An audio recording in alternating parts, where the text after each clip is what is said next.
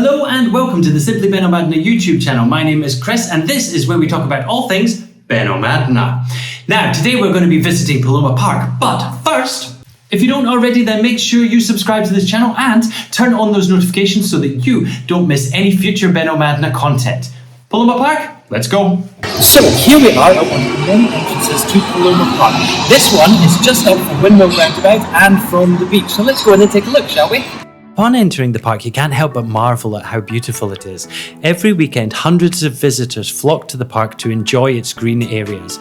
It has more than 200,000 square meters of green grass areas where you can find a range of things including children's playgrounds, trails, animals and restaurant areas. El Parque de Paloma, or Paloma Park, actually translates as Dove Park, and it's home to many free-roaming animals. It's a large, expansive green park space right in the middle of Benalmadena.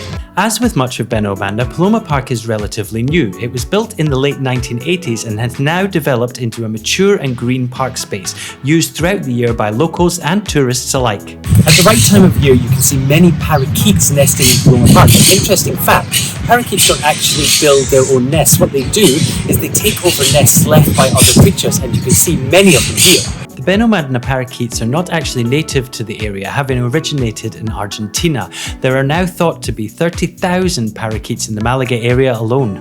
This expansive urban park has been dubbed the most beautiful park on the Costa del Sol, and there is plenty to do regardless of who you are, whether it's a picnic, working out, or taking up a quirky photo opportunity.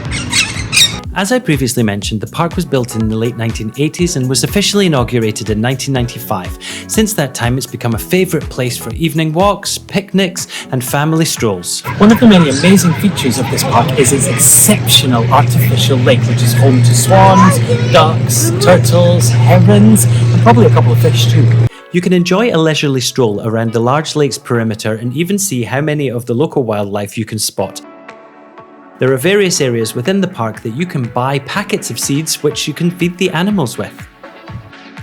It's easy to spend an entire day here, and it's completely free to enter. Alongside the activities I mentioned earlier, there are a range of other things you can do here. You can play chess, you can have a picnic, there's a big kids play area, there's a whole range of stuff, and it's just such a glorious place to sit, especially when the weather's nice. All areas of the park are well maintained and kept immaculate at all time. You can't walk through this park without seeing at least one member of staff continually cleaning up. There are also a number of children's play areas in this park, so your young ones will always have something to do. However, if they're like most kids, they'll probably want to spend some time with some furry friends. And Paloma Park has you covered because it's also home to a number of local Malaga goats. As if all the wildlife and activities wasn't enough, Paloma Park has 90 different species of palm trees, and it has one of the best collections of cactus, succulents and bamboo in Europe. The Cactus Garden in Paloma Park has one of Europe's biggest collections of cacti and succulents. The garden offers more than 2,000 cacti from over 450 different species, and these have all been carefully labelled so it's easier for you to identify them. Now, Paloma Park is large and there are many different paths that you can take. However, luckily they have named every path and there is a map at each entrance so you cannot get lost. Despite the park's sprawling nature, there are maps, signposts, pathways and street names, so your time in the park will be straightforward and easy to navigate. Paloma Park is also home to 3 bronze cast head sculptures by Malaga artist Jose Seguiri. Now, interestingly, these sculptures used to be in the marina, but they have recently moved up to Paloma Park where you can see all 3 of them. Now, I say recently, they were actually moved in 2001 by the local council. Each sculpture stands at about 5 foot high and bears the artist's signature. While these are the most recognisable sculptures in Paloma Park, they are by no means the only ones, and with so many interesting things to see, it's easy to see how you could waste an entire day here.